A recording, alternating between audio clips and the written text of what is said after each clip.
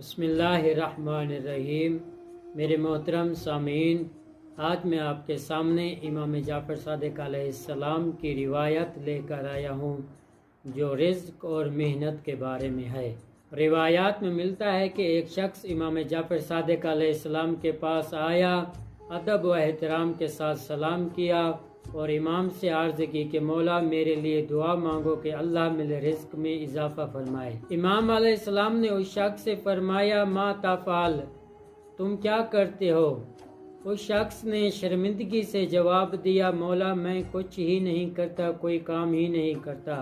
امام نے اس شخص سے جب یہ سنا تو امام نے نرم لہجے سے ارشاد فرمایا، امام علیہ السلام نے اس شخص سے فرمایا کیا تم یہ چاہتے ہو کہ میں خدا سے دعا مانگوں کہ وہ تمہارا رزق گھر آ کر تمہیں پہنچائے؟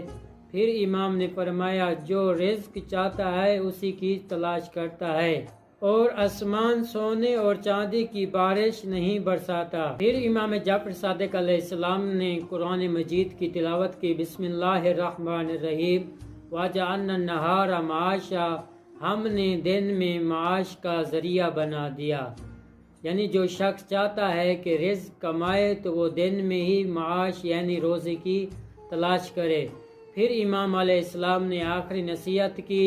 امام نے فرمایا جو رزق کی تلاش کرتا ہے اللہ تعالیٰ اسے پسند کرتا ہے، جو رزق کی تلاش نہیں کرتا یعنی ہاتھ پہ ہاتھ دھرے بیٹھ جاتا ہے تو اللہ اسے پسند نہیں کرتا۔